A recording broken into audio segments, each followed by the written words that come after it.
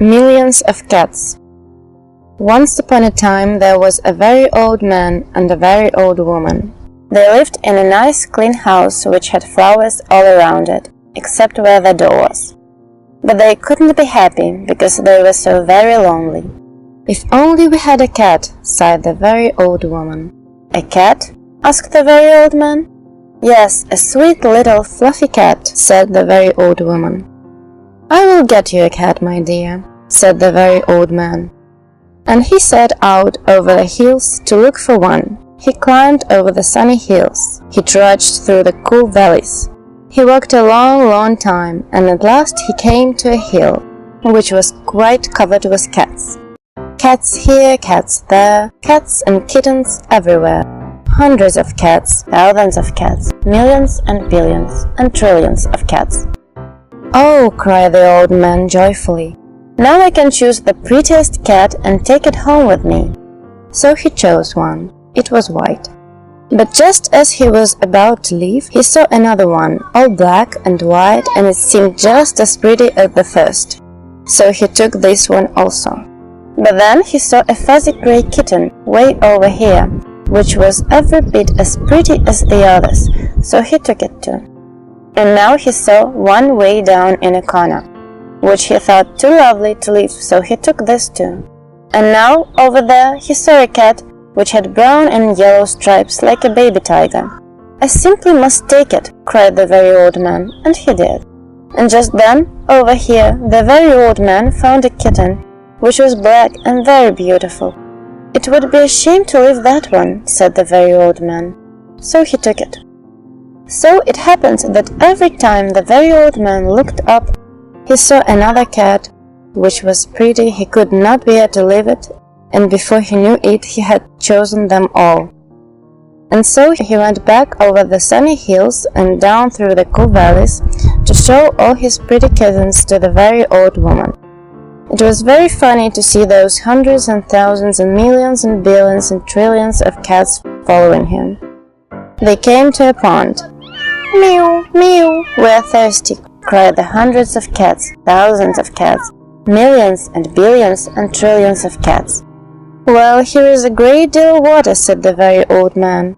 Each cat took a sip of water, and the pond was gone. "Meow, meow, now we are hungry," said the hundreds of cats, thousands of cats, millions and billions and trillions of cats. "There is much grass on the hills," said the very old man. Each cat ate a mouthful of grass, and not a blade was left.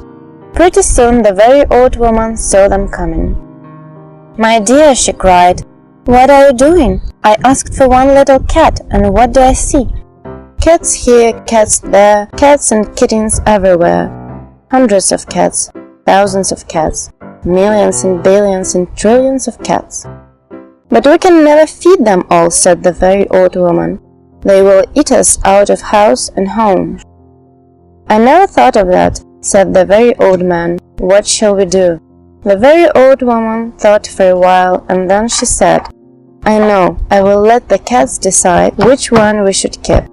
"Oh yes," said the very old man, and he called to the cats, "Which one of you is the prettiest?"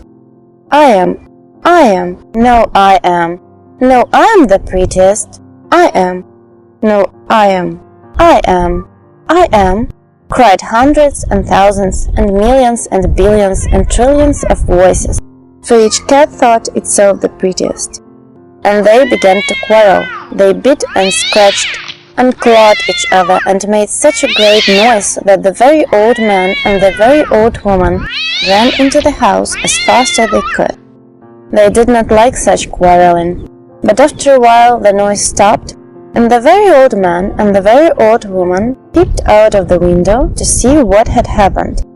They could not see a single cat. "I think they must have eaten each other all up," said the very old woman. "It's too bad. But look," said the very old man, and he pointed to a bunch of high grass. In it sat one little frightened kitten. They went out and picked it up. It was thin and scraggly. "Poor little kitty," said the very old woman. "Dear little kitty," said the very old man. "How does it happen that you were not eaten up with all those hundreds and thousands and millions and billions and trillions of cats. "Oh, I'm just a very homely little cat," said the kitten. "So when you asked who was the prettiest, I didn't say anything, so nobody bothered about me."